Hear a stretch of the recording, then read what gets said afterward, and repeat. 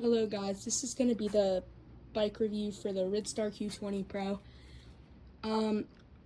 First, I'm in my garage right now because it's raining, and I just want to go over some key features, the pros and the cons, and then we can take it for a ride.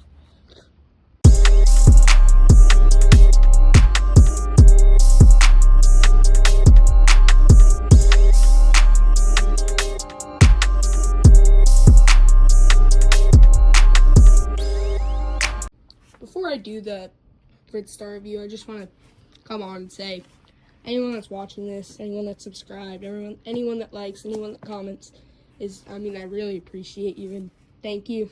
And I would like for you guys to give me feedback. The first thing that I would say is one of the pros is the dual battery. You can just go really far. As you can see, I took off the sticker. You can just go really far. Get around 70 miles of range, and a lot of things lie about that.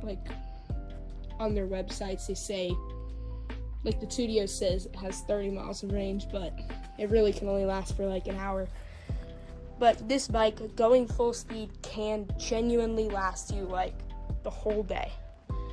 And if you're looking to go far, I've taken this bike, ridden 40 miles in a day, and it was still on the second bar out of 5. And the range is so good for the price. The RTR Lite, which just came out, by the way, and I was looking to review it soon if I can save up enough money.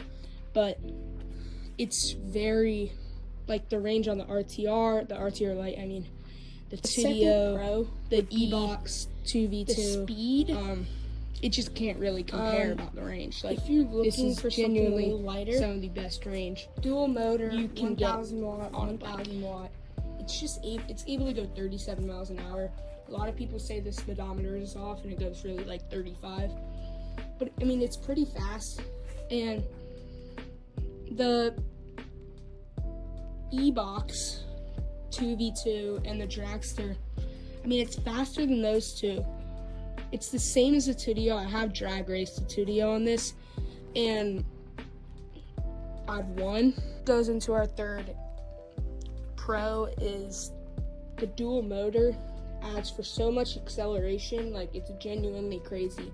This front motor, the acceleration on this bike is faster than the Tudio, the E-Box, and it's because of that front motor. And I think it's the acceleration is just so amazing.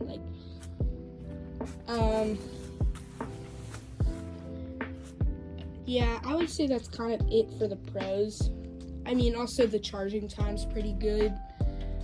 But yeah, overall it's a pretty good bike. Now, here are the cons. Because it's an Amazon bike, and since the dual motors and the dual batteries add up for so much money, the parts on it are a little cheap.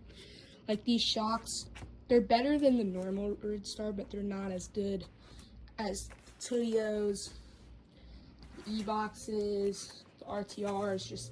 The overall parts aren't very good, which causes it to break down, which is why a lot of people don't like the Ridstar. It's just because it breaks very easily. My brakes are just very not super strong. As you can see, if I squeeze them, they go really far down, and on this side too. The left one's better. But yeah, I would say that's the first con. It's just an overall I wouldn't say cheap bike, but it's just the parts are cheap because of the batteries and the motors. So yeah, that's the first con. The second con, I would say, which honestly is just kind of if you're confident and it's just you'll get a lot of hate compared to the Tudio and the RTR and all that. You just get hate because it's a Ridstar, or other people call it a shit star. It's just not very good. in the e-bike world, I guess.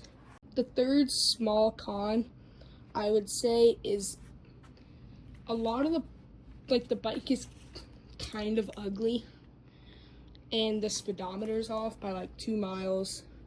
But I feel like, I mean, I don't really think my bike looks the best right now, but overall it's just not very good looking, and especially with all the parts they put on, like the headlight, that's ugly, the fenders, that's ugly, just a lot of it's ugly on the bike. But overall, that's kind of what the pros and cons are. Now I'm gonna be reviewing it.